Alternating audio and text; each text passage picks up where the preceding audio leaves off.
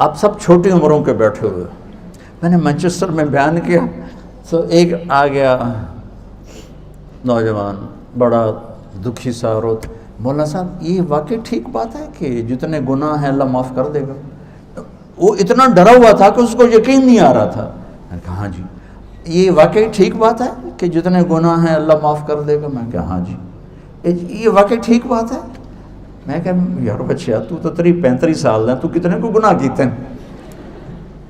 چلو تو نے بہت گناہ کیے، 35 سال کے ہر لمحے میں تو نے گناہ. پاگل، زمین سے آسمان تک گناہوں کی بھری ہوئی گندگی کو میرا رب ایک آنسو پر دھو کے صاف کر دیتا. اس کرتے کو دھونے کے لیے ایک بالٹی پانی چاہیے. 70 سال نہیں، 70,000 سال نہیں، 70 کروڑ سال کے گناہوں کو دھونے کے لیے ایک آنسو کا قطرہ چاہیے، جو باہر بھی نہ نکلے، صرف اندر گھوم جائے، تیرے پیالے کو تر کر دے. وہ ایک قطرہ میرے تیرے 70,000 70 کروڑ سالوں کے گناہوں کو دھو کے رکھ دے گا. میرا آپ کا اللہ ایسا ہے.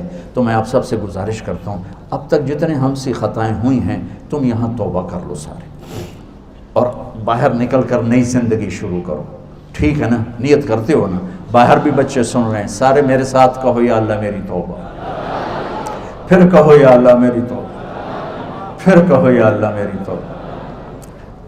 اب انشاءاللہ اللہ کے فضل و کرم سے آپ سب باہر والے، اندر والے، بڑی عمر چھوٹی عمر، اگر سچے دل سے کہا ہے تو آپ سب ایسے بیٹھے جیسے ماں کے پیٹ سے نکل کے آئے، صاف سارا صاف.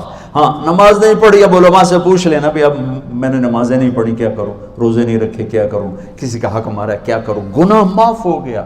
جتنا اللہ کو معاف کرنا پسند ہے، میرے نبی کی ایک اور حدیث سنو کہ اگر تم سارے نیک بن جاؤ نا تو اللہ تمہیں موت دے کے جنت میں بھیج دے گا، اور ایک قوم پیدا کرے گا جو گناہ کر کے بیٹھ کے روئیں گے، پھر اللہ انہیں معاف کر کے خوش ہو. یہ میرا آپ کا اللہ ہے. لہٰذا بڑے سے بڑی بھی خطا ہو جائے جھک کے مانگ لو، دروازے کھلے ہیں اس کی رحمت کے ہر وقت. ہم تو مائل بکرم ہیں، کوئی سائل ہی نہیں. تو ٹھیک ہے نا انشاءاللہ.